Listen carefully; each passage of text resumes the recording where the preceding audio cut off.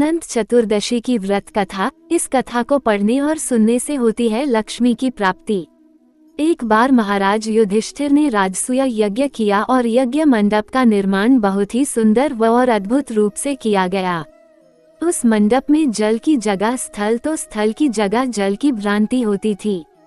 इससे दुर्योधन एक स्थल को देखकर जल कुंड में जा गिरे। द्रौपदी ने ये देखकर उनका उपहास किया और कहा कि अंधे की संतान भी अंधी होती है। इस कटुवचन से दुर्योधन बहुत आहत हुए और इस अपमान का बदला लेने के लिए उसने युधिष्ठिर को द्यूत अर्थात जुआ खेलने के लिए बुलाया और छल से जीतकर पांडवों को 12 वर्ष वनवास दे दिया। वन में रहते उन्हें अनेकों कष्टों को सहना पड़ा। एक दिन वन में भगवान कृष्ण युधिष्ठिर से मिलने आए। युधिष्ठिर ने उन्हें सब हाल बताया और इस विपदा से निकलने का मार्ग भी पूछा। इस पर भगवान कृष्ण ने उन्हें अनंत चतुर्दशी का व्रत करने को कहा और कहा कि इसे करने से खोया हुआ राज्य भी मिल जाएगा। इस वार्तालाप के बाद श्री कृष्ण जी युधिष्ठिर को एक कथा सुनाते हैं। प्राचीन काल में एक ब्राह्मण था, उसकी एक कन्या थी जिसका नाम सुशीला था। जब कन्या बड़ी हुई तो ब्राह्मण ने उसका विवाह कौंडिन्य ऋषि से कर दिया। विवाह पश्चात कौंडिन्य ऋषि अपने आश्रम की ओर चल दिए। रास्ते में रात हो गई जिससे वह नदी के किनारे आराम करने लगे। सुशीला के पूछने पर उन्होंने अनंत व्रत का महत्व बता दिया। सुशीला ने वही व्रत का अनुष्ठान कर 14 गांठों वाला डोरा अपने हाथ में बांध लिया। फिर वह पति के पास आ गई।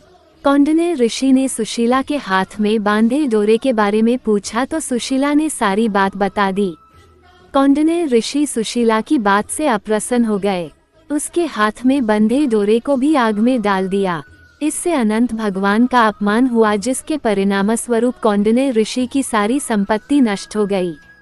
सुशीला ने इसका कारण डोर का आग में जलाना बताया। पश्चाताप की अग्नि में जलते हुए ऋषि अनंत भगवान की खोज में वन की ओर चले गए। वे भटकते भटकते निराश होकर गिर पड़े और बेहोश हो गए। भगवान अनंत ने उन्हें दर्शन देते हुए कहा कि मेरे अपमान के कारण ही तुम्हारी ये दशा हुई और विपत्तियां आई, लेकिन तुम्हारे पश्चाताप से मैं तुमसे अब प्रसन्न हूँ। अपने आश्रम में जाओ और 14 वर्षों तक विधि विधान से मेरा यह व्रत करो।